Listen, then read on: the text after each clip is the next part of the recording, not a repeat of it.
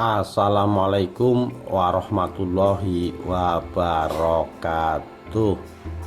Rahayu Rahayu Sagung Dumadi.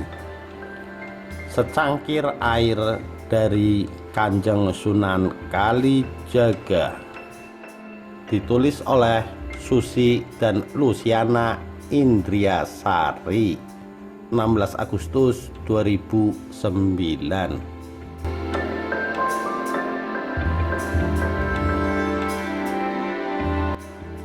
Ketika itu tahun 1440-an, Raden Mas Said, putra Tumenggung Wilatikta, Bupati Tuban, terpaku dan gerah melihat banyak keluarga miskin menderita busung lapar.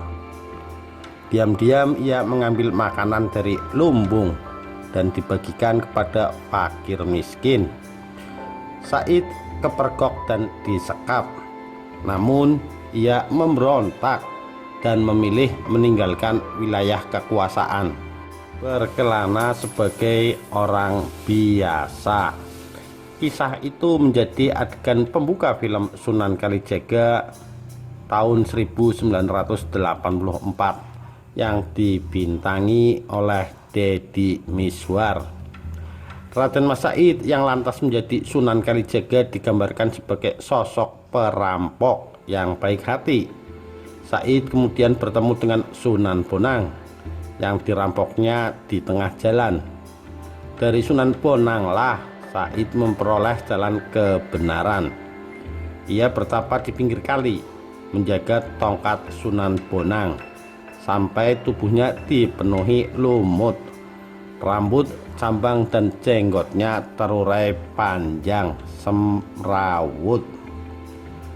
Penggalan kisah Sunan Kalijaga versi film itu menurut sang aktor Deddy Mizwar adalah penggabungan cerita dari mitos yang berkembang di masyarakat dengan sejarah berdasarkan penelitian. Cerita Sunan Kalijaga memiliki kaitan emosional dengan masyarakat, khususnya Jawa. Dialah wali yang memadukan dakwah dengan seni budaya yang mengakar di masyarakat, tutur Deddy yang waktu film itu dibuat masih berusia 28 tahun. Dalam buku Jejak Para Wali dan Ziarah Spiritual yang ditulis 19 orang, salah satunya dosen bahasa dan budaya Jawa di Universitas Negeri Yogyakarta, Dr. Purwadi, disebutkan Sunan Kalijaga adalah wali yang sangat terkenal karena kesaktian dan kecerdasannya. Sunan Kalijaga dianggap sebagai wali yang paling populer karena hanya Kalijaga yang paling banyak disebut di ribuan babad atau kitab. Misalnya babad Tanah Jawi, babad Joko Tingkir, babad Pajang, babad Demak, hingga babad Kraton, jelas Purwadi. Publikasi yang luas membuat Kalijaga menjadi tokoh yang lebih mengglobal dibandingkan dengan sunan yang lain. Kalijaga ialah sunan yang usianya terpanjang, dari tahun 1430 sampai 1580. Hidup pada masa Majapahit, Kesultanan Demak, Pajang hingga Mataram. Kalijaga berdakwah melalui media wayang kulit, tari-tarian, dan tembang Jawa. Lagu Lir Ilir yang masyhur di Jawa itu konon adalah ciptaan Kalijaga. Sunan Kalijaga juga berdakwah melalui kidung, semisal kidung Rumekso ing Wengi. Ada kidung menjaga malam yang dipercaya membawa tuah seperti mantra sakti. Orang-orang di desa masih banyak yang hafal kidung ini, kata Purwadi. Fungsi kidung ini dipercaya untuk penolak bala pada malam hari, seperti tenung, pencuri, dan penyembuh penyakit, termasuk gila. Pembebasan bencana, mempercepat jodoh, hingga memperlancar mencapai cita-cita luhur. Makam Sunan Kalijaga di Desa Kadilangu, sekitar 3 km di sebelah tenggara kota Demak, dicat dengan warna kesukaannya, yakni wulung atau hitam. Warna wulung ini menandakan sosok Kalijaga yang merakyat.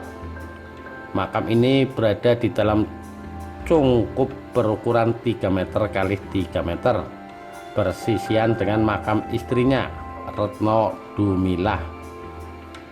Di depan cungkup inilah ribuan peziarah bersila dan membaca tahlil.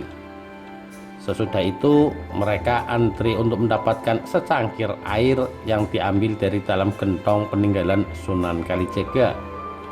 Ada yang langsung menenggak, ada yang memasukkannya ke dalam botol untuk dibawa pulang. Padahal air itu adalah air sungai yang disaring. Bagi orang yang menjalani ilmu laku atau torekot, makam serta peninggalan Sunan Kalijaga sangat dikeramatkan atau disakralkan, seperti disebut pula di buku Ziarah dan Wali di Dunia Islam. Makam menjadi perantara karena Tuhan tidak terjangkau. Langsung berhubungan kepada Allah itu tidaklah sopan. Melalui guru dulu, lalu wali. Ini birokrasi spiritual, terlepas dari terminologi musyrik atau tidak, ujar Purwadi. Dengan minum air gentong atau membaca kidung, apakah jodoh bisa enteng dan rezeki lancar? Wallahu a'lam bishawab. Demikian secangkir air dari Kanjeng Sunan Kalijaga. Sekian, terima kasih. Wassalamualaikum warahmatullahi wabarakatuh. Rahayu Rahayu Sagung Dumadi.